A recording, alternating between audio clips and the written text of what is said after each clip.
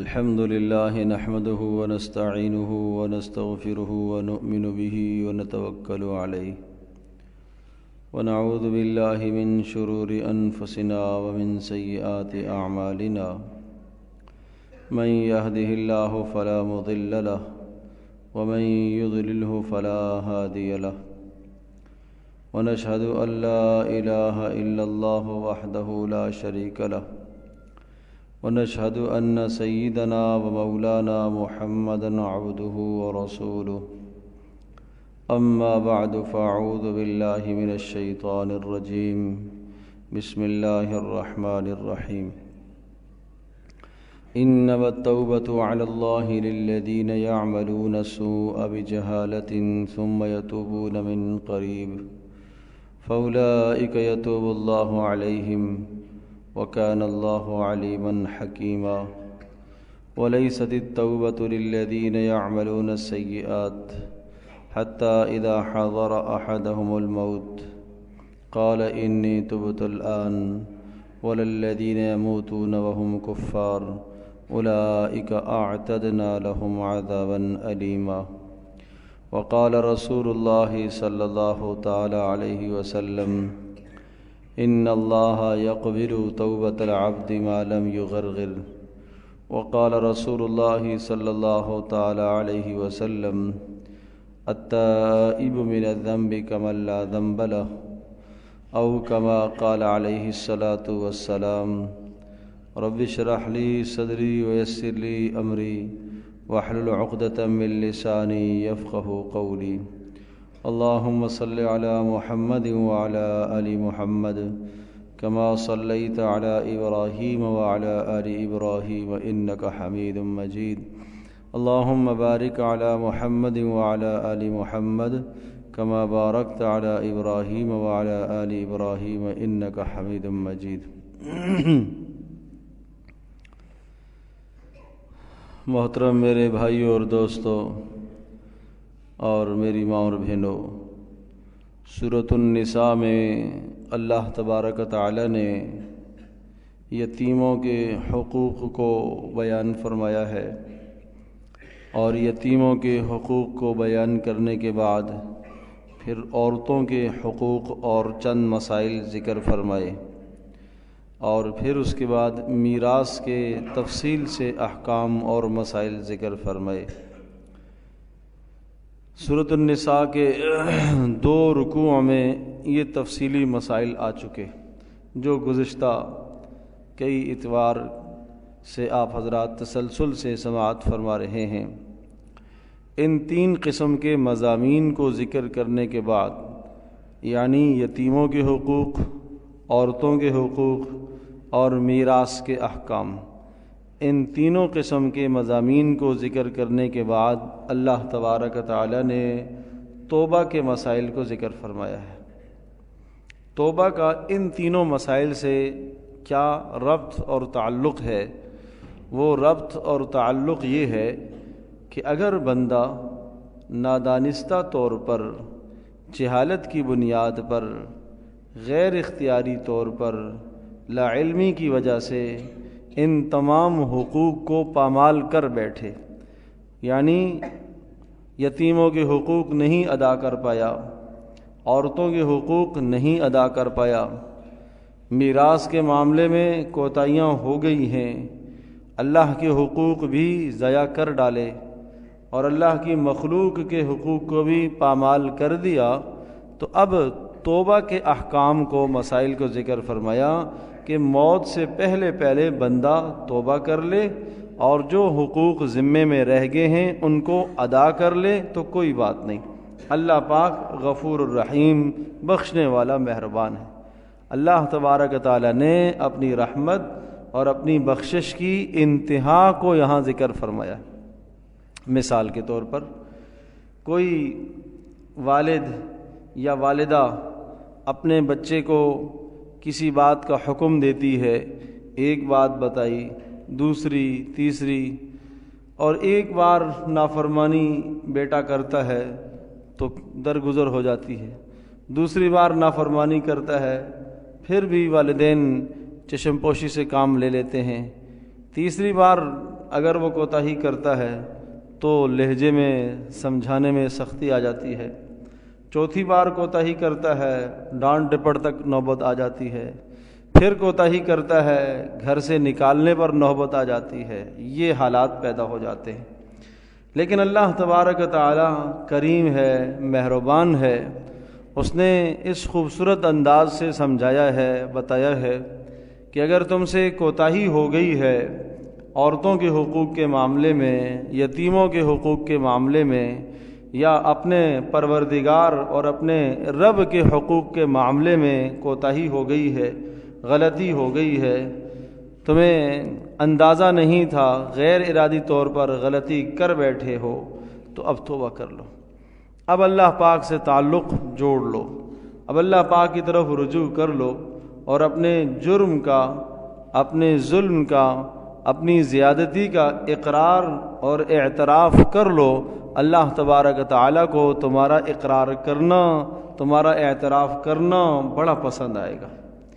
کتنا پسند آئے گا سنیے، رسول پاک صلی اللہ تعالیٰ علیہ وسلم نے ارشاد فرمایا کہ جب بندہ کوئی گناہ کر بیٹھتا ہے، زیادتی کر بیٹھتا ہے، اپنی جان پر ظلم کر لیتا ہے گناہ کر کے، تو اس کے بعد یہ اللہ کی طرف جب پلٹتا ہے، آتا ہے، ہاتھ پھیلاتا ہے اور ندامت کے ساتھ اللہ تبارک تعالیٰ سے اپنے قصور کی، اپنے جرم کی معافی مانگتا ہے، تو اللہ تبارک تعالیٰ فرشتوں سے کہتے ہیں دیکھا اس میرے بندے کو، اس نے گناہ کیا اور گناہ کے بعد کہیں اور نہیں گیا، میرے پاس ہی آ گیا، اور دیکھا اس نے ہاتھ میرے سامنے پھیلائے ہیں، دیکھو اس میرے بندے کو پتہ ہے کہ اس کا کوئی رب ہے، جبھی اس نے میرے سامنے ہاتھ پھیلائے ہیں، لہٰذا تم گواہ رہو، میں نے اس کے سارے گناہوں کو معاف کر دیا ہے۔ یہ اللہ کا کرم ہے۔ پھر یہ بندہ نادانی کی بنیاد پر، جہالت کی بنیاد پر، خواہشات کا غلام ہے، پھر اس سے غلطی ہو گئی، پھر گناہ کر بیٹھا، پھر اللہ کے پاس دوڑتا ہوا آ گیا، واپس پلٹ کے آیا، پھر اللہ پاک سے کہتا ہے اللہ معاف کر دے، پھر ہاتھ پھیلاتا ہے، اللہ پاک پھر فرشتوں سے کہتے ہیں دیکھا یہ میرا بندہ ہے، دیکھو یہ مجھ سے مانگ رہا ہے، اور دیکھو اسے پتہ ہے کہ اس کا کوئی رب ہے، جبھی یہ میرے پاس آیا ہے، تم گواہ رہو میں نے اس کے سارے گناہوں کو معاف کر دیا۔ دوسری بار، تیسری بار اور 100 بار اسی طرح کرے، 100 بار اللہ پاک معاف کر دے گا۔ اللہ پاک کے ہاں معافی ہی معافی ہے۔ اللہ پاک کے ہاں یہ طعنہ نہیں ہے کہ اب کیوں آئے ہو، اللہ کے یہاں یہ طعنہ نہیں ہے تاخیر کر دی ہے، یہ طعنہ نہیں ہے بال سفید ہونے کے بعد کیوں آئے ہو، جوانی میں کیوں نہیں آئے، کبھی بھی آ جائے، جس وقت بھی آ جائے، جس عمر میں آ جائے، جس حال میں آ جائے، آخری لمحات زندگی کے چل رہے ہیں، موت سے پہلے پہلے جب بھی آ جائے، اللہ تبارک تعالیٰ نے توبہ کے لیے دروازے کھولے ہوئے ہیں، توبہ کے لیے دروازے کھولے ہوئے ہیں، توبہ کا دروازہ نہیں بند ہوتا۔ ارشاد فرمایا انما التوبۃ علی اللہ للذین یعملون السوء بجہالہ، نادانی کی بنیاد پر، اگر غلطی کی بنیاد پر خطا کر بیٹھتے ہیں، گناہ کر بیٹھتے ہیں، ثم یتوبون من قریب، پھر جلدی جلدی توبہ کرتے ہیں، فاولئک یتوب اللہ علیہم، اللہ پاک ان کی فوراً توبہ کو قبول کر لیتا ہے، فوراً توبہ کو قبول کرتا ہے۔ ایک اور حدیث میں حضرت صلی اللہ تعالیٰ علیہ وسلم نے اللہ تبارک تعالیٰ کی بخشش اور مغفرت کو اس طرح سے ذکر فرمایا، آپ علیہ الصلاۃ والسلام نے ارشاد فرمایا کہ اللہ تبارک تعالیٰ کی 100 رحمتیں ہیں، اور ان 100 رحمتوں میں سے ایک رحمت کو اللہ پاک نے اس دنیا میں پھیلایا ہے، اور اس ایک رحمت کی وجہ سے انسان انسان سے محبت کرتا ہے، اس ایک رحمت کی وجہ سے والدین اپنی اولادوں سے محبت کرتے ہیں، اس ایک رحمت کی وجہ سے جنگلی جانور اور درندے بھی اپنی اولادوں سے، اپنے بچوں سے محبت کرتے ہیں۔ فرمایا 99 رحمتیں تو اللہ پاک نے ایمان والوں کے لیے رکھی ہوئی ہیں، اور وہ 99 رحمتیں اللہ پاک ایمان والوں کو آخرت میں عطا کرے گا۔ اس ایک رحمت کا یہ مظہر ہے، اس ایک رحمت کا۔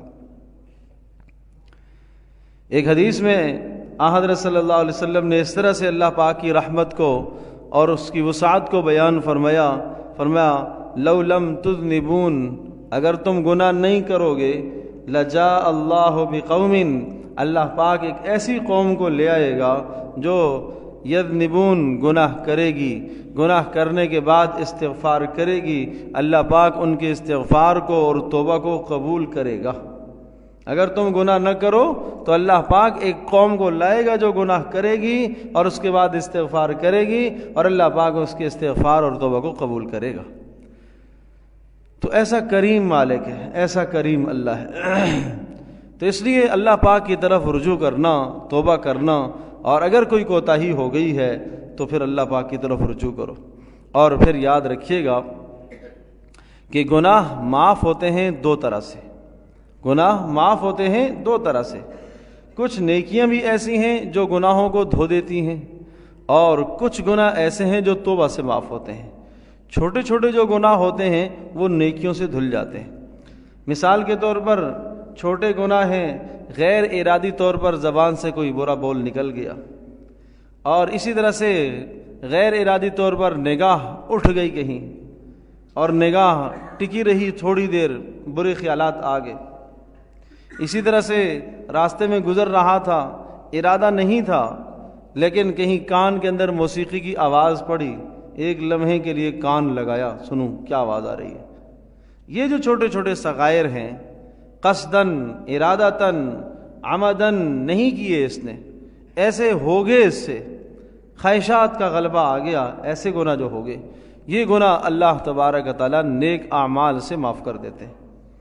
جیسا حدیث پاک میں آتا ہے کہ جب آدمی وضو کرتا ہے تو وضو کرتے ہوئے چہرے کے گناہ دھلتے ہیں، ہاتھوں کے گناہ دھلتے ہیں، سر کے، کانوں کے، حتیٰ کہ رسول پاک صلی اللہ علیہ وسلم نے ارشاد فرمایا کہ ناخنوں کے اندر سے گناہ نکل رہے ہوتے ہیں، ناخنوں کے اندر سے گناہ نکل رہے ہیں۔ تو یہ کیا ہے؟ یہ اعمال ہیں جن سے گناہ صاف ہو جاتے ہیں۔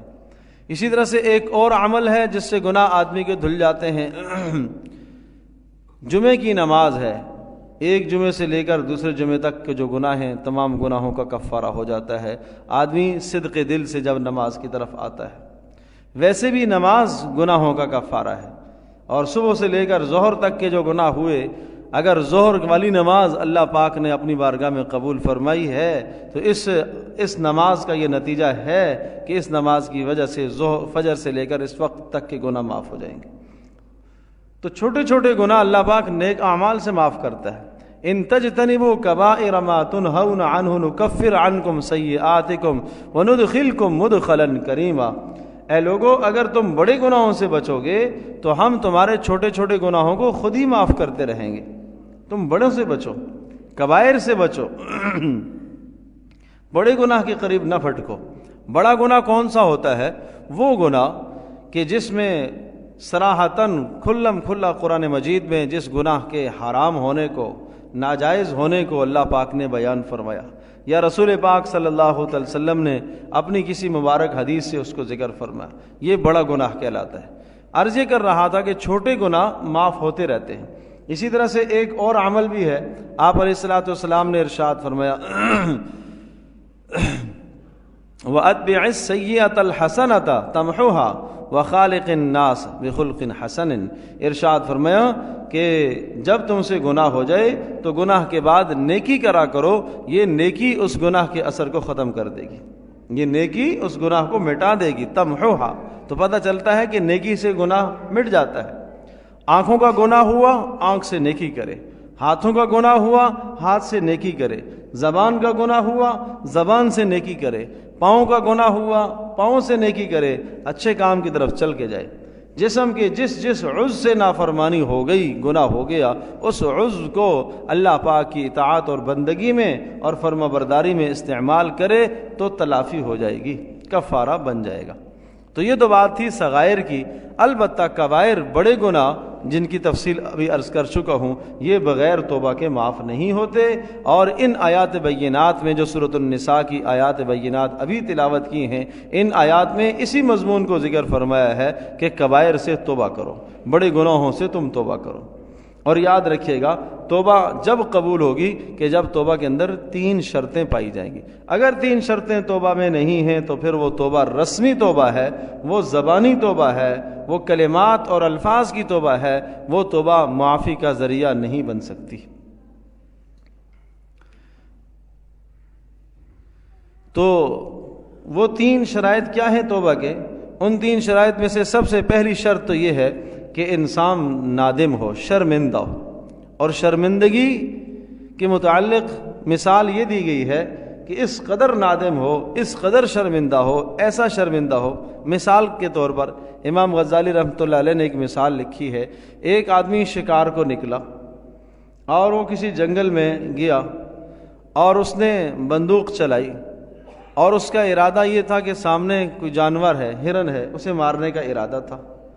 اور جب وہ جانور تڑپنے لگا تو یہ بھاگا دوڑا اور خوش ہوا کہ میں نے شکار کر لیا اور میرا کام ہو گیا. ارشاد فرمایا کہ اب بتاؤ جب یہ وہاں جا کے دیکھتا ہے اگر اس کا بیٹا ہو اور اس کے اپنے ہاتھوں سے مر جائے تو اس کو کیا شرمندگی ہوگی. فرمایا یہ ندامت آدمی لے کے آئے، یہ شرمندگی لے کے آئے، یہ آدمی کہے کہ ہائے مجھ سے کیا ہو گیا، میں کیا جرم کر بیٹھا، کیا ظلم کر بیٹھا. تو جس طرح سے یہاں شرمندگی ہے اسی طرح کی شرمندگی گناہ کے موقع پر بھی ہو. اور قرآن مجید میں ایک اور جگہ پر ارشاد فرمایا وَعَلَى الثَّلَاثَةِ الَّذِينَ خُلِّفُوا حَتَّى إِذَا ضَاقَتْ عَلَيْهِمُ الْأَرْضُ بِمَا رَحُبَتْ ثُمَّ وَلَّيْتُمْ. وَعَلَى الثَّلَاثَةِ الَّذِينَ خُلِّفُوا، فرمایا کہ اللہ تبارک تعالیٰ نے ان 3 اشخاص کی توبہ کو بھی قبول فرمایا ہے. 3 صحابہ کی توبہ کو اللہ تبارک تعالیٰ نے معیار قرار دیا. 3 صحابہ کی حتی ضاقت علیہم الارض بما رحبت، ایسی توبہ کی انہوں نے کہ یوں سمجھیے کہ زمین باوجود کشادگی کے ان پر تنگ ہو گئی. اتنے نادم ہوئے، اتنے شرمندہ ہوئے. حضرت کعب رضی اللہ تعالی عنہ اور ہلال بن امیہ رضی اللہ تعالی عنہ اور مرارہ ابن ربیع رضی اللہ تعالی عنہ، یہ 3 صحابہ تھے. غزوہ تبوک سے پیچھے رہ گئے.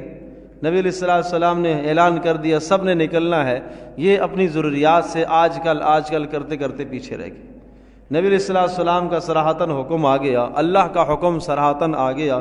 پھر اس کے بعد کیوں پیچھے رہے ہو؟ اللہ تبارک تعالیٰ کو ان کا یہ گناہ اور یہ عمل پسند نہ آیا.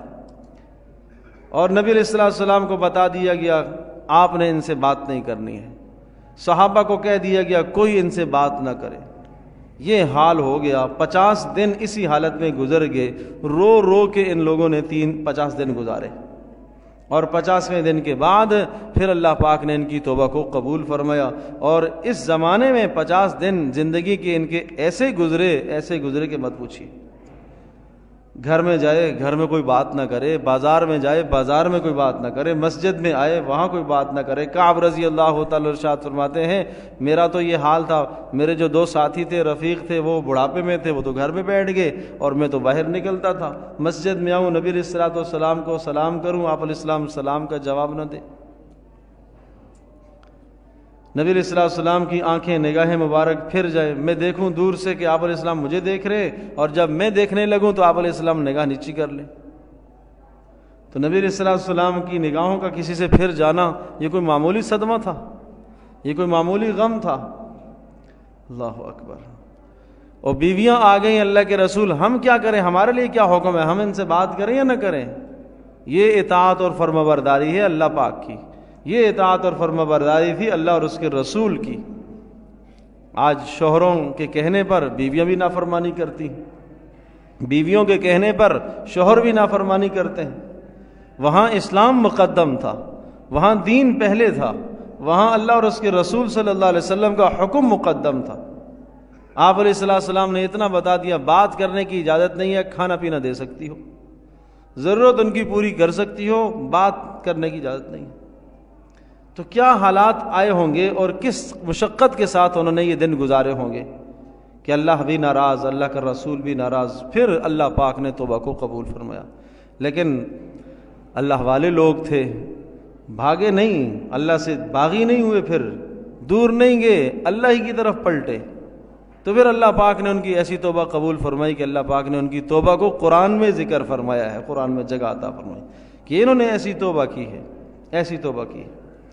تو اس لیے میرے عزیز دوستوں اور بزرگوں اور بہنوں، توبہ میں پہلی بنیاد ہے کہ آدمی شرمندہ ہو، نادم ہو، اپنے کیے پر نادم ہو، اپنے کیے پر شرمندہ ہو۔ اور ایک بات بتاؤں، بڑی اہم بات، ایک آدمی گناہ کر رہا ہے، بڑا گناہ ہے، کبیرہ گناہ ہے، وہ گناہ کو گناہ سمجھ رہا ہے کہ ہاں نہیں کرنا چاہیے، کر رہا ہے، پھر بھی اللہ پاک کی ذات عالی سے یقین ہے، امید ہے کہ اللہ پاک اسے کسی نہ کسی موقع پر توبہ کی توفیق دے دیں گے، اس لیے کہ یہ گناہ کو گناہ سمجھ رہا ہے، یہ گناہ کو گناہ سمجھ رہا ہے، یہ برائی کو برائی جان رہا ہے کہ ہاں میں غلط کر رہا ہوں، غلط کر رہا ہوں۔ لیکن جب آدمی گناہ کو گناہ نہ سمجھے تو پھر توبہ کی توفیق سے محروم ہو جاتا ہے، پھر ایمان کی توفیق سے بھی، ایمان بھی اس کا سلب ہو جاتا ہے جب اس نے برائی کو برائی نہ سمجھا، گناہ کو گناہ نہ سمجھا تو۔ اور یہ بڑی خطرے کی چیز ہے۔ اور ایک بات بتاؤں، حدیث پاک میں آتا ہے کہ جب اللہ پاک اپنے کسی بندے سے محبت کرنے لگتا ہے اور محبت کا ارادہ کرتا ہے تو اللہ پاک اس کے گناہوں کو اس کی آنکھوں کے سامنے لے آتا ہے اور اس کو اپنے گناہ نظر آنے لگتے ہیں، اور پھر ایک ایک گناہ گن کر توبہ کرتا ہے، اللہ سے معافی مانگتا ہے۔ اور جب اللہ تبارک و تعالیٰ کسی سے بھلائی کا ارادہ نہیں کرتا، خیر کا ارادہ نہیں فرماتا، تو اللہ پاک اس کے گناہوں کو اس سے چھپا لیتا ہے اور اس کے عیوب کو اس سے چھپا لیتا ہے، جو ایک دو خوبیاں ہوں گی وہ سامنے آ جاتی ہیں، اور وہ انہی زعم میں مبتلا ہو جاتا ہے، کبر میں مبتلا ہو جاتا ہے کہ میں تو بڑا اچھا کام کر رہا ہوں، حالانکہ پیچھے گناہوں کی بڑی فہرست ہے، ایک دو چار نیکیوں سے وہ مطمئن ہو جاتا ہے۔ تو اس لیے پہلی شرط توبہ کے لیے یہ ہے کہ آدمی دل سے شرمندہ ہو اور نادم ہو، اور دوسری شرط یہ ہے کہ آئندہ نہ کرنے کا عزم ہو کہ آئندہ اس گناہ کے قریب نہیں جاؤں گا۔ اگر پھر چلا گیا تو پھر توبہ کر لے، پھر چلا گیا پھر توبہ کر لے، 10 بار چلا گیا اس گناہ کی طرف پھر توبہ کر لے، پھر واپس آ جائے۔ لیکن جب یہ توبہ کر رہا ہو تو اس کے دل میں پکا عزم اور ارادہ اور مصمم عزم ہو کہ آج کے بعد انشاءاللہ اس گناہ کے قریب نہیں جاؤں گا۔ یہ دوسری شرط ہے، اور یہ بھی بڑی لازمی ہے، اس کے بغیر توبہ مکمل نہیں ہوتی۔ اور تیسری شرط یہ ہے کہ جو گناہ ہوئے ہیں ان گناہوں کی تلافی کرے۔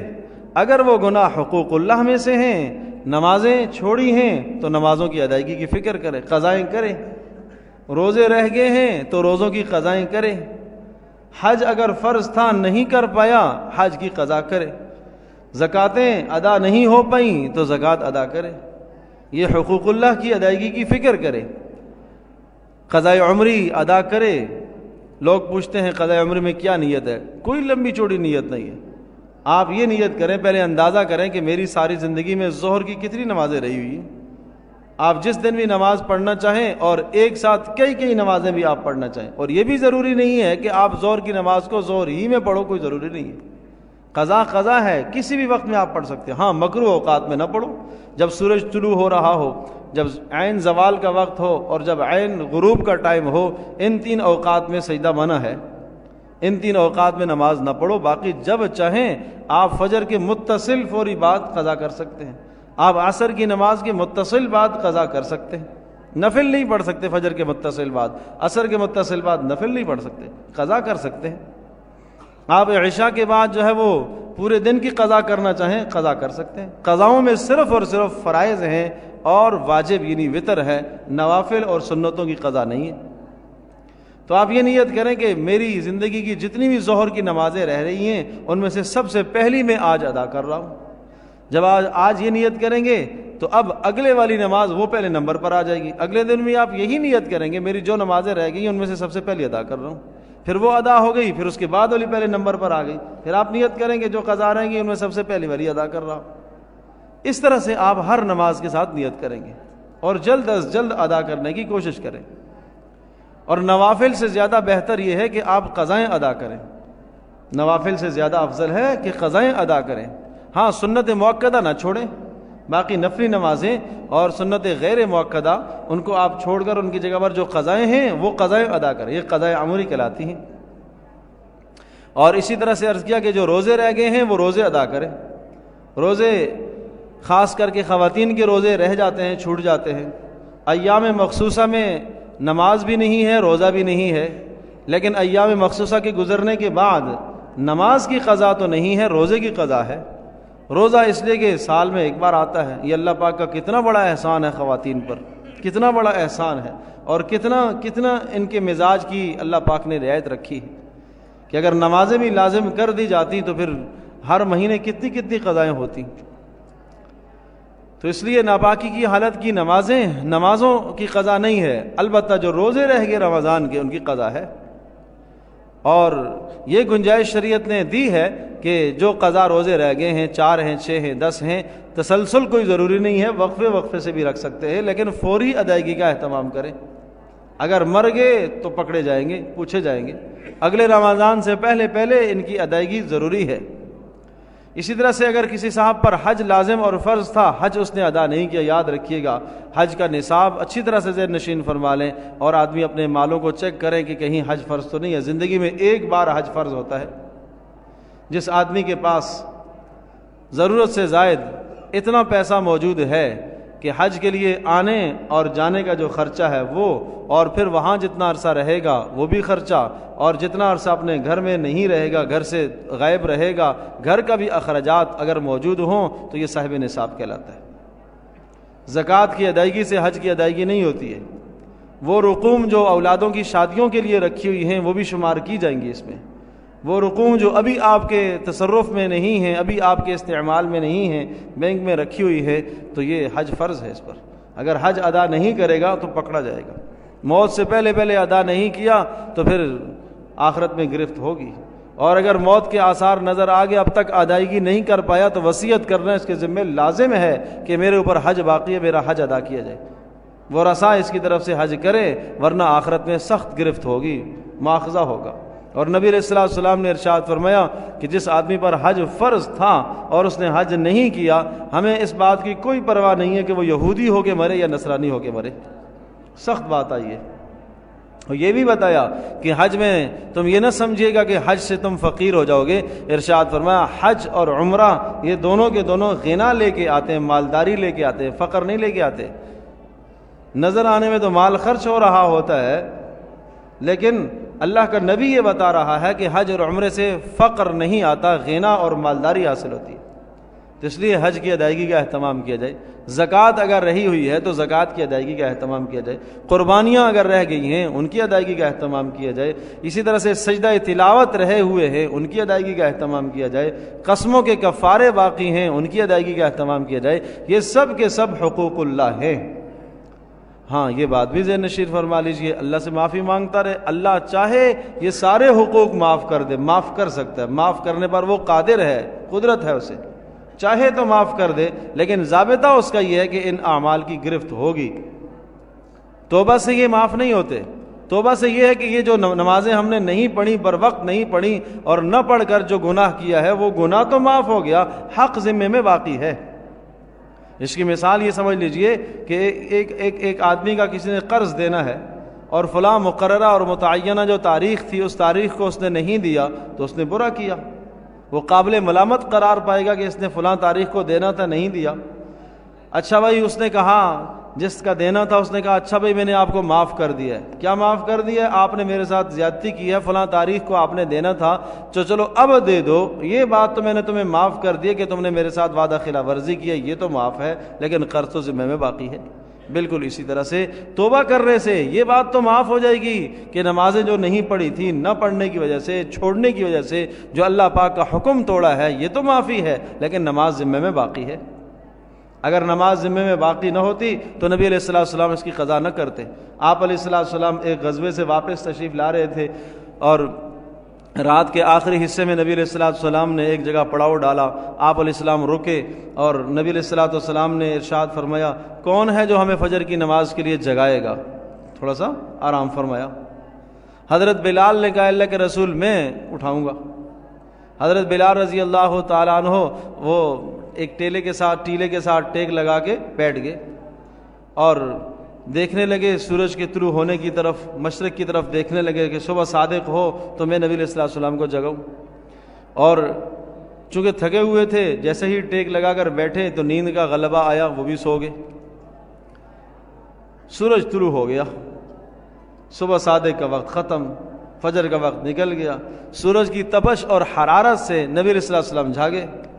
سب سے پہلے آپ علیہ السلام اٹھے، کہا بلال کہاں ہیں؟ بلال تو وہ سو رہے ہیں۔ آپ علیہ السلام نے بلایا، ڈانٹا نہیں، جھڑکا نہیں کہ ذمہ داری آپ نے لی تھی ادا نہیں کی، نہیں۔ کہا بلال کیا ہوا، آپ نے جگایا نہیں؟ کہا اللہ کے رسول بس مجھے بھی نیند آ گئی تھی۔ آپ نے ارشاد فرمایا اچھا بھائی چلو یہاں سے، یہاں کوئی نحوست ہے۔ آپ علیہ السلام آگے تشریف لے گئے، پھر آگے رک کر نبی علیہ السلام نے اذان دلوائی اور اقامت کہلوائی، اور پھر آپ علیہ السلام نے فجر کی نماز قضا کی۔ تو اگر قضا نہ ہوتی تو نبی علیہ السلام توبہ پر اکتفا کرتے؟ قضا ذمے میں باقی ہے، اس لیے آپ علیہ السلام نے قضا ادا کی۔ اسی طرح سے ایک جنگ کے موقع پر، عین جنگ کے موقع پر، غزوہ احزاب میں 4 نمازیں رہ گئیں۔ اس قدر دشمن کی طرف سے یہ الغار تھی اور اس قدر شدت کے حالات تھے کہ سامنے دشمن نماز نہیں پڑھ پائے، موقع نہیں مل پایا، 4 نمازیں رہ گئی۔ بعد میں آپ علیہ السلام نے نمازوں کی قضا کی۔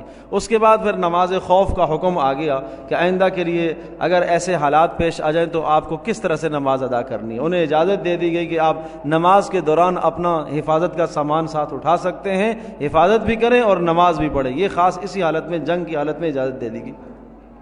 تو عرض کرنے کا مقصد یہ ہے کہ معاف نہیں کی گئی ہے، ہاں قضا کروائی ہے۔ آپ علیہ السلام نے خود بھی قضا کی ہے، صحابہ سے بھی قضا کروائی ہے۔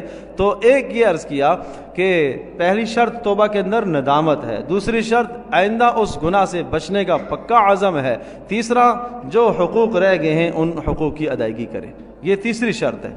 اور حقوق 2 طرح کے ہیں، یا تو حقوق اللہ ہیں جن کی تفصیل عرض کر چکا ہوں، اور یا حقوق العباد ہیں، بندوں کے حقوق ہیں۔ تو بھائی بندوں کے حقوق، اللہ تبارک و تعالیٰ قادر مطلق ہے، سنیے گا، اللہ پاک چاہے تو اپنے حق معاف کر دے، معاف کرنے پر قادر ہے، لیکن بندے کے حق اس وقت تک معاف نہیں کرے گا جب تک صاحب حق معاف نہ کرے، جب تک صاحب حق معاف نہ کرے۔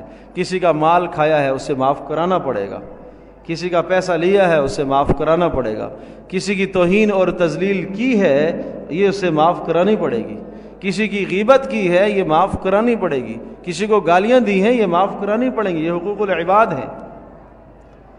ہاں امام غزالی رحمۃ اللہ علیہ نے ایک بات لکھی ہے غیبت کے متعلق، یہ بڑی اہم بات ذہن نشین فرمائیے گا کہ کسی کی غیبت اگر آپ نے کر لی ہے اور وہ غیبت اس تک پہنچ گئی ہے، اطلاع پہنچ گئی ہے کہ آپ نے اس کی غیبت کی ہے، اب یہ حقوق العباد میں شامل ہو گیا، اب اس وقت تک یہ معاف نہیں ہو سکتا جب تک وہ نہ معاف کرے۔ اگر اس تک اطلاع نہیں پہنچی ہے تو پھر ابھی حق اللہ ہے، یہ اللہ کا حق ہے۔ کتنی سہولت کی بات ہے کہ اگر اس تک اطلاع نہیں پہنچی ہے تو پھر آپ اسے معافی نہ مانگیں، پھر ضروری نہیں ہے۔ اور آخری درجہ یہ ہے کہ اگر آپ کو یہ خدشہ ہے کہ میں جا کے معافی مانگتا ہوں فتنہ مزید بڑھ جائے گا اور مسائل مزید پیدا ہو جائیں گے، تو شریعت نے طریقہ یہ بتایا کہ آپ اس کے لیے کم از کم دعائیں کریں، اتنی دعائیں کریں جتنی آپ نے اس کی غیبت کی ہے، اتنا اس کے لیے استغفار کیجئے جتنا آپ نے اس کے لیے غیبت کی ہے، تاکہ کچھ نہ کچھ برابری ہو جائے۔ اور ویسے بھی غیبت سے بھائی بچنا چاہیے، غیبت کا کرنا بھی گناہ، غیبت کا سننا بھی گناہ۔ آپ علیہ السلام نے ارشاد فرمایا کہ جس کے سامنے کسی مسلمان کی عزت پر حملہ کیا جائے، یعنی کسی مسلمان کی غیبت کی جائے اور وہ تحفظ کر سکتا ہو، زبان ہلا کر اسے چپ کرا سکتا ہو غیبت کرنے والے کو، یا اس کو جواب دے سکتا ہو کہ نہیں ایسا نہیں ہے، آپ کی غلط فہمی ہے، لیکن یہ نہیں بولا، یہ چپ رہا، تو ارشاد فرمایا قیامت کے دن یہ بھی پکڑا جائے گا، یہ بھی پوچھا جائے گا، اس سے کہا جائے گا کہ تو نے جواب کیوں نہیں دیا، اور اللہ تبارک و تعالیٰ اس سے منہ پھیر لیں گے، اللہ پاک اس سے اعراض فرمائیں گے، اللہ پاک اسے نظر کرم اور نظر رحمت سے نہیں دیکھیں گے کہ اس نے ایک مسلمان کی حمایت کیوں نہ کی۔ تو اس لیے حقوق العباد جو ہیں وہ بھی ادا کیے جائیں، اللہ کے حق بھی ادا کیے جائیں، بندوں کے حق بھی ادا کیے جائیں۔ گھریلو معاملات میں جہاں اختلافات، ناچاکیاں، آپس میں لڑائیاں جھگڑیں، ایک دوسرے کے حقوق معاف کیے جائیں، بھائی یہ اہم معاملہ ہے۔ یہ عرض کر رہا تھا کہ پہلے چونکہ اللہ پاک نے جو احکام ذکر فرمائے، میراث کے احکام، عورتوں کے حقوق، یتیموں کے حقوق، ان کو ذکر کرنے کے بعد پھر توبہ کے مسائل کو ذکر فرمایا ہے، تو پتہ چلا کہ ان مسائل میں اگر کوئی کوتاہی کر لیتا ہے تو اس کے لیے توبہ لازم اور واجب ہے۔ یا ایھا الذین آمنوا توبوا الی اللہ، ایمان والو توبہ کرو، اللہ کی طرف رجوع کرو، توبہ لازم ہے، توبہ واجب ہے۔ تو یہ 3 شرائط ہوں گی تو توبہ قبول ہوگی۔ پہلی شرط عرض کی ہے یہ ہے کہ انسان اپنے کیے پر شرمندہ اور نادم ہو، دوسری شرط یہ ہے کہ آئندہ نہ کرنے کا عزم ہو، اور تیسری شرط یہ ہے کہ جو حق ضائع ہوئے ہیں ان حق کی ادائیگی کی فکر کی جائے، چاہے حقوق العباد ہوں چاہے حقوق اللہ ہوں۔ اور ارشاد فرمایا وَلَيْسَتِ التَّوْبَةُ لِلَّذِينَ يَعْمَلُونَ السَّيِّئَاتِ حَتَّى إِذَا حَضَرَ أَحَدَهُمُ الْمَوْتُ قَالَ إِنِّي تُبْتُ الْآنَ وَلَلَّذِينَ يَمُوتُونَ وَهُمْ كُفَّارٌ أُولَئِكَ أَعْتَدْنَا لَهُمْ عَذَابًا أَلِيمًا۔ فرمایا جب موت کے آثار نظر آ جائیں پھر آدمی توبہ کرے، اب توبہ قبول نہیں ہوگی، اب توبہ قبول نہیں ہوگی۔ کب تک؟ بس موت سے پہلے پہلے جب کر لیں، لیکن جیسے ہی موت کے آثار نظر آئیں ان اللہ یقبل توبۃ العبد، رسول پاک صلی اللہ علیہ وسلم نے ارشاد فرمایا اللہ پاک بندے کی توبہ قبول کرتا ہے ما لم یغرغر، جب تک اس کی سانس یہاں تک نہ پہنچے، حلق تک سانس آ گئی اور موت کے آثار نظر آنے لگ گئے، اس کو بھی یقین ہو گیا کہ اب میرا آخری وقت ہے، اب توبہ کر رہا ہے، اب توبہ قبول نہیں ہے، اب اس کا تعلق اس عالم دنیا سے کٹ گیا ہے، اب عالم آخرت سے اس کا تعلق قائم ہو گیا ہے، اب توبہ قبول نہیں ہوتی، اس سے پہلے پہلے جب بھی توبہ کرے گا قبول ہے۔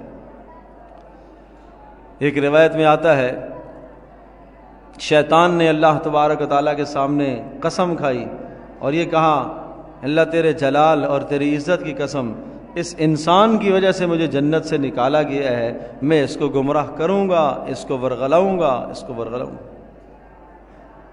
اور شیطان انسان کے جسم میں چلتا ہے، ان شیطان یجری مجرى الدم، جہاں جہاں خون پہنچتا ہے وہاں وہاں شیطان پہنچتا ہے، باریک باریک نسوں میں گھستا ہے، یہ ایسا ظالم ہے، اتنا اللہ پاک نے اس کو اختیار دیا ہے۔ تمہیں اسے گمراہ کروں گا، اس کی آنکھ غلط اٹھواؤں گا، کانوں سے بیہودہ باتیں سنواؤں گا، زبان غلطی کی طرف لے کے جاؤں گا، یہ شیطان قسمیں کھا کے کہہ رہا ہے۔ تو اب دیکھو اللہ پاک نے کیا ارشاد فرمایا، اللہ نے ارشاد فرمایا میری عزت اور میرے جلال کی قسم، جب تک اس کی جان میں جان ہے، یہ جب بھی میرے پاس توبہ کرنے آئے گا میں اس کی توبہ کو قبول کروں گا۔ تو گمراہ کرتا رہے میں اس کی توبہ قبول کر لوں گا، پھر تو گمراہ کر لے، پھر میرے پاس آئے گا میں پھر اس کی توبہ کو قبول کر لوں گا۔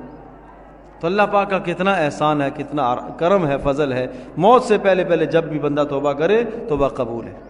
اور موت سے پہلے پہلے کافر اگر مسلمان ہو جاتا ہے اس کا اسلام قبول ہے، لیکن موت کے آثار نظر آنے کے بعد نہ توبہ قبول ہے نہ اسلام قبول ہے، نہ توبہ قبول ہے نہ اسلام قبول ہے۔ کچھ کلمات نبی علیہ السلام نے توبہ کے لیے بتائے ہیں، وہ کلمات عرض کرتا ہوں اور یہ یاد رکھنے چاہیے۔ آپ علیہ السلام نے ارشاد فرمایا جو آدمی یہ کلمات کہتا ہے استغفر اللہ الذی لا الہ الا هو الحی القیوم واتوب الیہ، کتنا مختصر سا جملہ، استغفر اللہ تو یاد ہی ہے سب کو، استغفر اللہ، آگے الذی لا الہ الا هو الحی القیوم، بس الذی کا لفظ بیچ میں، لا الہ الا هو الحی القیوم، تو آیت الکرسی والے کلمات ہیں، پھر آخر میں واتوب الیہ، استغفر اللہ الذی لا الہ الا هو الحی القیوم واتوب الیہ۔ ارشاد فرمایا جو آدمی 3 بار یہ کلمات اخلاص کے ساتھ کہہ دیتا ہے اللہ پاک اس کے سارے گناہ معاف کر دیتے ہیں، چاہے سمندر کی جھاگ کے برابر کیوں نہ ہو، کتنی بڑی بات ہے، چاہے صحرا کے ذرات کے برابر ہی کیوں نہ ہو۔ اور ایک اور عمل بتاتا ہوں، رسول پاک صلی اللہ علیہ وسلم نے ارشاد فرمایا جس آدمی سے گناہ سرزد ہو جائے اور اس کے بعد وہ اچھی طرح سے وضو کرے اور پھر اس کے بعد نماز پڑھے، خوب اچھی طرح سے نماز پڑھے اور پھر اس کے بعد اللہ کی حمد و ثنا کرے، پھر میرے اوپر درود بھیجے اور پھر اس کے بعد اپنے گناہ کی معافی اللہ پاک سے مانگے، اللہ کا وعدہ ہے کہ اللہ پاک اس کے گناہ کو معاف کر دے گا۔ بندہ جب اللہ پاک سے مانگتا ہے 2 چیزیں مانگتا ہے، یا آخرت کی چیز مانگا کرتا ہے یا دنیا کی چیز مانگتا ہے، یا دنیا کا بھلا مانگتا ہے یا آخرت کا بھلا مانگتا ہے۔ تو حدیث پاک میں آتا ہے جب بندہ اللہ پاک سے آخرت کا بھلا مانگتا ہے تو اللہ ضرور ضرور دیتے ہیں، اور جب دنیا کی کوئی چیز مانگتا ہے تو اللہ پاک دیکھتا ہے کہ یہ چیز اس کے لیے بہتر ہے یا نہیں ہے، اگر بہتر ہے تو اللہ پاک دے دیتا ہے، نہیں بہتر ہے تو اللہ پاک نہیں دیتا، لیکن آخرت بہتر ہی بہتر ہے اس کے لیے۔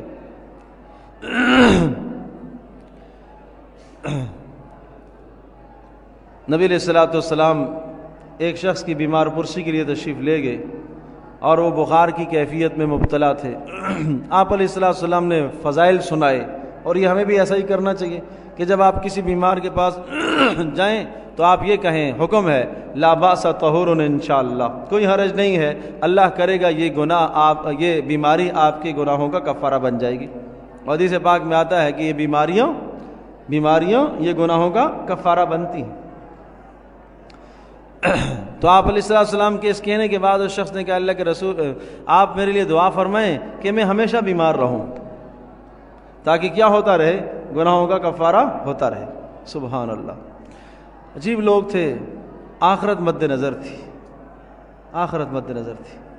تو آپ علیہ السلام نے ارشاد فرمایا کہ نہیں، تم یہ کہو ربنا آتنا فی الدنیا حسنہ وفی الآخرۃ حسنہ وقنا عذاب النار، اے اللہ مجھے دنیا میں بھی بھلائی عطا فرما اور آخرت میں بھی مجھے بھلائی عطا فرما اور مجھے جہنم کے عذاب سے بچا لے۔ تم نہیں برداشت کر سکو گے، مسلسل بیماری آئے گی، کہاں برداشت کر پاؤ گے؟ ایسا نہ ہو کسی دن اللہ پر گلہ شکوہ کر بیٹھو اور اعمال ضائع ہو جائے۔ اور جب صبر آدمی کرتا ہے تو پھر یہ ایک ایک دن کی بیماری پتہ نہیں کتنے کتنے گناہوں کا کفارہ بنتی ہے۔ ایک خاتون نبی علیہ السلام کے پاس آئی، عبداللہ بن عباس، اللہ اکبر، ان کے ایک شاگرد کہتے ہیں ایک مرتبہ عبداللہ بن عباس رضی اللہ تعالی عنہما نے ہمیں کہا کہ تم جنتی عورت دیکھنا چاہتے ہو؟ تو ہم نے کہا ہاں ضرور دکھائیے۔ ایک بڑھیا کی طرف اشارہ فرمایا، کہا یہ جنتی عورت ہے۔ ہم نے پوچھا وہ کیسے؟ کہا یہ ایک بار نبی علیہ السلام کی خدمت میں حاضر ہوئیں اور ان کو مرگی کی بیماری ہے اور بے ہوش ہو جاتی ہے، دورہ پڑتا ہے۔ انہوں نے کہا اللہ کے رسول آپ دعا فرمائیے کہ اللہ پاک مجھے اس بیماری سے عافیت اور شفا دے دے۔ تو نبی علیہ السلام نے ارشاد فرمایا کہ کیا تم چاہتی ہو کہ یہ بیماری برقرار رہے اور اللہ پاک تمہارے لیے جنت کو یقینی کر دے؟ کہ اللہ کے رسول ٹھیک ہے، آپ میرے لیے جنت کی دعا کریں، بیماری مجھے برداشت ہے، میں قبول ہے، ہاں بس اتنی آپ دعا فرمائیے کہ جب مجھے یہ دورہ پڑتا ہے تو بسا اوقات سطر بھی کھل جاتا ہے، آپ دعا فرمائیے کہ یہ کیفیت میرے ساتھ نہ ہو۔ آپ نے اس کی دعا فرمائی، کہا آئندہ آج کے بعد تیرا سطر نہیں کھلے گا انشاءاللہ۔ لیکن دورہ پڑتا رہا، یہ کیفیت آتی رہی۔ دیکھو نبی علیہ السلام سے انہوں نے جنت پکی کرا لی کہ اللہ کے نبی نے جب کہہ دیا ہے کہ جنت ہے تو پھر یقینی بات ہے۔ ورنہ پہلے اگر بیماری سے شفا کی دعا کرا لیتی تو اس کا یہ معنی نہیں تھا کہ جنت نہ ملتی، لیکن پھر حساب سے ملتی، اعمال سے ملتی، محنت سے ملتی۔ اب تو اللہ کے نبی کی دعا سے مل گئی ہے جنت۔ اللہ اکبر۔ تو ایسے لوگ تھے۔ اسی لیے ہم بھی اگر بیماریوں پر، سختیوں پر، حالات پر، پریشانیوں پر صبر کرتے رہیں، اللہ پاک کی طرف رجوع کرتے رہیں، تو یہ بیماریاں، یہ پریشانیاں، یہ گناہوں کا کفارہ بنتی ہیں۔ تو یہ عرض کر رہا تھا استغفر اللہ الذی لا الہ الا هو الحی القیوم واتوب الیہ۔ تو اس کلمے کو جو 3 بار پڑھے گا، ارشاد فرمایا کہ اس کے سارے گناہ معاف ہو جاتے ہیں، چاہے سمندر کی جھاگ کے برابر ہوں۔ اور ایک اور کلمہ ہے جس کو نبی علیہ السلام نے سید الاستغفار فرمایا، اللہم انت ربی لا الہ الا انت علیک توکلت، اللہم انت ربی لا الہ الا انت خلقتنی وانا عبدک وانا علی عہدک ووعدک ما استطعت۔ پرچم یہ درج ہے، اس کو یاد کریں، پڑھنے کا اہتمام کریں۔ فضیلت کیا ہے؟ ارشاد فرمایا جو آدمی صبح کو پڑھ لیتا ہے، شام تک موت آ جائے تو جنت میں چلا جائے گا۔ شام کو پڑھ لیتا ہے، صبح تک موت آ جائے تو جنت میں چلا جائے گا۔ کتنی مبارک دعائیں ہیں نبی علیہ السلام کی زبان سے جو نکلے ہوئے کلمات ہیں، بڑے اہم کلمات ہیں۔ ایک اور کلمہ ہے رب اغفر وارحم وانت خیر الراحمین، رب اغفر وارحم وانت خیر الراحمین۔ رب اغفر، اے اللہ مجھے معاف کر دے، وارحم، میرے اوپر رحم بھی فرما۔ اور رحم فرمانے کا معنی یہ ہے اے اللہ آج کے بعد مجھے گناہ سے بچنے کی توفیق عطا فرما، اور اللہ سے مانگا کرو، یہ مانگا کرو۔ نبی علیہ السلام دیکھو گناہوں سے معصوم ہیں، پاک ہیں۔ آپ علیہ السلام یہ دعا کرتے تھے اللہم باعد بینی و بین خطایایا کما باعدت بین المشرق والمغرب، اے اللہ میرے اور میرے گناہوں کے درمیان میں اتنے فاصلے ڈال دے جیسا مشرق اور مغرب کے درمیان فاصلہ ہے۔ اللہم نقینی من الذنوب والخطایا کما ینقی الثوب الابیض من الدنس، اے اللہ مجھے گناہوں سے ایسا پاک و صاف کر دے، ایسا پاک و صاف کر دے کہ جب سفید اجلے ہوئے کپڑے کو اور نجاست سے اور گندگی سے صاف کیا جاتا ہے تو کس طرح سے چمک رہا ہوتا ہے، اے اللہ اس طرح سے میرے گناہوں کو صاف کر دے۔ اللہ اکبر. اللہم اعطی نفسی تقواہا وزکھہا فانت خیر من زکاہا. اے اللہ میرے نفس کو تقوی عطا فرما. یہ نبی علیہ السلام کی دعائیں ہیں. اے اللہ میرے نفس کو پاک فرما, میرے اندر کو پاک فرما. اے اللہ میرے باطن کو میرے ظاہر سے پاک فرما. یہ نبی علیہ السلام کی دعائیں تھیں. تو ہم اپنی دنیا کی ضروریات جو اللہ پاک سے مانگتے ہیں ان کے ساتھ ساتھ یہ آخرت کی ضرورتیں بھی مانگا کریں. آخرت ہماری زیادہ ضرورت ہے, آخرت ہماری بڑی ضرورت ہے. آج ہماری دعاؤں کا محور اور ہماری دعاؤں کا دار و مدار بس دنیا کی ہی چیزیں ہیں. اللہ پاک سعادت فرما دیتا ہے, حج و عمرے میں چلے جاتے ہیں, وہاں پر بھی بیت اللہ کے سامنے کھڑے ہو کے دنیا ہی آدمی مانگ رہے ہیں.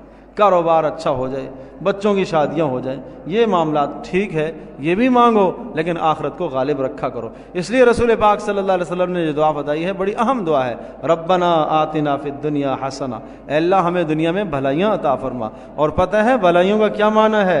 اے اللہ ہمیں دنیا میں بھلائی عطا فرما. پہلا معنی, اے اللہ ہمیں دنیا میں بھلائی عطا فرما, اے اللہ توبہ کی توفیق عطا فرما. دوسرا معنی, اے اللہ میں دنیا میں بھلائی عطا فرما, اعمال صالحہ کی توفیق عطا فرما. تیسری بھلائی, اے اللہ میں دنیا میں بھلائی عطا فرما, گناہوں سے بچنے کی توفیق عطا فرما. چوتھی بھلائی, اے اللہ ہمیں دنیا کے اندر نیک صالح بیوی عطا فرما. یہ بھلائی ہے. اے اللہ ہمیں اس دنیا کے اندر بھلائی عطا فرما, نیک صالح اولاد نصیب فرما. دنیا کی بھلائی, اے اللہ اس دنیا میں ہمیں بھلائی عطا فرما, حلال طیب پاکیزہ روزی نصیب فرما. اور یہ بھلائی, اے اللہ اس دنیا کے اندر ہمیں بھلائی یعنی ہمیں اس دنیا کے اندر عزت عطا فرما. بتاؤ کیا بچا پھر؟ یہ ہر انسان کی ضروریات ہیں. اس دعا کو اس طرح سے پڑھو کہ اس دعا میں یہ کہا گیا ہے, وفی الآخرت حسنہ, آخرت میں بھی یہ اللہ بھلائی عطا فرما. آخرت ساری بھلائی ہے. یہاں بھلائی سے مراد جنت اور اللہ پاک کا خاص دیدار ہے. وقنا عذاب النار, اور ہمیں جہنم کی آگ سے بچا لے. ہم سب کی ضرورت ہے. اللہ پاک ہم سب کے لیے عمل کرنا آسان فرمائے.